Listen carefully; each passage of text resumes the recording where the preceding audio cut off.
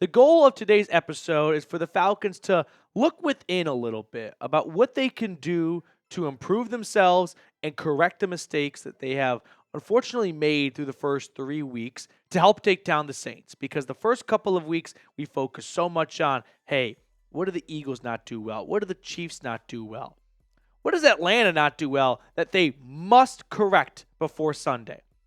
Correction number one, third down offense. It is one of the worst in the NFL. If they are one thing, it is consistent.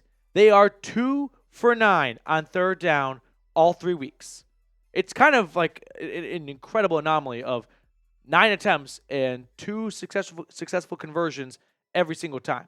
But yeah, when you look at the Falcons offense against the Saints defense, they are converting at a rate of 22%, which is 29th in the NFL. And the Saints have pretty middle-of-the-road third down defense, letting teams convert on them 35% of the time. So advantage definitely swings in New Orleans' favor. Now, it's a lot easier said than done to just improve your third down offense, right? As if like there's like you got to go to a thrift store and find third down playbook. But step number one to avoiding failure on third down is avoid third and long. If you want to convert on third down, don't shoot yourself in the foot on first and second down and put yourself so far away from the sticks. It's just too difficult and too unattainable to actually pick up 9, 10, 11 yards. So step one for success on third down is be successful on first and second down. Step two, avoid predictable play calling. As the season goes along, what do you think all these, what do you think all these coaches are doing throughout the week? They are watching film on the opponent, and they are watching film for situations like this. Hey, what does Atlanta like to do on 3rd and 5+? What does Atlanta like to do on 3rd and 5 within? Well, every single time they're at 3rd and 3 and they line up in this formation, they always run it. Remember week 1 when the offense was at its worst? They were so predictable. Every single time they were in pistol, they threw the football. Every single time they were in shotgun, they ran the football. Over the course of the game, these guys on the field are pretty smart. They're going to pick up on this stuff. So you just can't be predictable like that. Step number 3, execute. I think far too often we get carried away with placing all of the blame on play calling and the coaching staff. There are just moments where blocks have to be made, runs have to get made, players have to get run over, and balls have to be caught.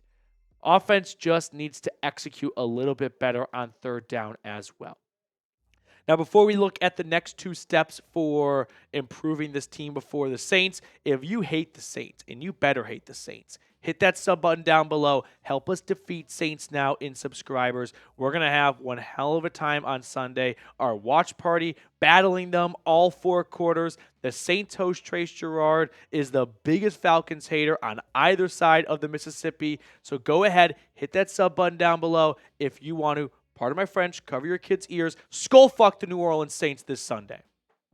Correction number 2, finding a pass rush. It's missing. Get an Amber Alert out. No one knows where it is. I mean, I was somewhat optimistic that Matthew Judon would be the saving grace, and it's only 3 weeks, so I'm not going to overreact too much, but we've been down this road before, so it's hard to fault any of us for jumping to conclusions. But what do you know? The Falcons are in their own corner, and it's not a good corner. They want to be in this corner. They want to be the Browns, the Steelers, the Lions, the Bills, the Eagles. They don't have any friends. That's how far away they are. They can't even see the Cardinals. The Cardinals is a dot to them. This pass rush historically has plagued this franchise. They need to find it if they are going to be a legitimate threat in the NFC this year. If you want to take down the San Francisco 49ers, the Detroit Lions, the Philadelphia Eagles, the Dallas Cowboys, the teams that consistently have been standing at the top of the NFC the last 2 to 3 seasons, it's very simple. You got to find a way to pressure the quarterback. The day and age we live in, the game is run through the quarterback. And if you don't have a great quarterback, you better find a way to stop theirs. And the good news for the Falcons is they've got a good quarterback in Kirk Cousins. But that's just not always going to be enough. The Falcons, when it comes to finding a way to solve their pass rushing woes, can do a couple of things. They can continue on the course they are on, which is we're going to trust our guys up front to win their one-on-one matchups and get to the quarterback. That's not an awful plan for most teams. It's not working for Atlanta. If that was working, they'd have more than 3 sacks from 2 players. So what else can you do? Well, you can start to get a little bit risky, and you can start blitzing. There's pros and cons to blitzing. If you're sending guys to run after the quarterback, you don't have enough guys back in coverage to play defense on the receivers. And the Falcons, they are blitzing towards the bottom of the NFL, tied for 20th, 22 blitzes through 3 weeks so far. Right now, the one-on-one game isn't working for them, right? So they've got to find a way to start getting creative. It's not that they haven't been creative at all. They've had some stunts, they've had some doubles, but just playing straight up isn't working for this team. So if we want to talk about man blitzes, we want to talk about some zone blitzes, we got to start talking about blitzes. So Jimmy, start sending the troops to the defense. Before we look at our final piece of wonderful soul searching Atlanta needs to do, predict the score. Falcons versus Saints in the comment section below. Don't be afraid to get your score prediction down there. While you're giving me your score prediction, give me 30 seconds to tell everyone watching about our sponsor today, our sportsbook partner, BetUS. If you are feeling very confident about Atlanta winning on Sunday and you want to put your money where your mouth is, go to chatsports.com/betfalcons. And when you use promo code Falcons125, they're going to give you a 125% deposit bonus. What does that mean in English? Let's say you put $100 in. They're going to match your 100, and then because they love you and they love the Falcons, they're going to add an additional $25 on top. So now you have $225 when you originally started with $100. So what are the odds for this Falcons-Saints matchup? Atlanta is favored by 2.5 points. The over-under for this Week 4 matchup is 42.5. So go to chatsports.com/betfalcons and use promo code Falcons125. Have to use both of those steps to get that 125% deposit bonus. Correction number 3, involving Kyle Pitts.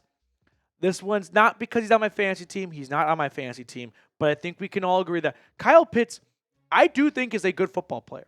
Like, when we see him, he had that great catch against the Chiefs that got them right down towards the goal line. Like, he's a good football player. Why the ball doesn't find him, I don't know. He's got 12 targets. Ray McLeod has more targets. And that's not a slight against Ray, but Kyle Pitts, I think, deserves to be a bigger piece of the offense than your wide receiver 3. So let's start incorporating Kyle Pitts a little bit more, especially when you look at what the Eagles did against the Saints last Sunday. Dallas Goedert, 11 targets in one game, 10 grabs, 170 yards. Now, no A.J. Brown, no Devontae Smith for most of the game, but still, you've got a unicorn in Pitts. Get him the football. Start force-feeding it a little bit. If it's not working, well, at least we can all say we tried. We went down swinging.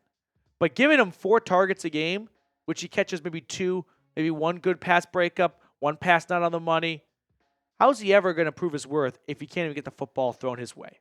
So, red zone, middle of the field, I don't care. Let's get Kyle Pitts involved more offensively.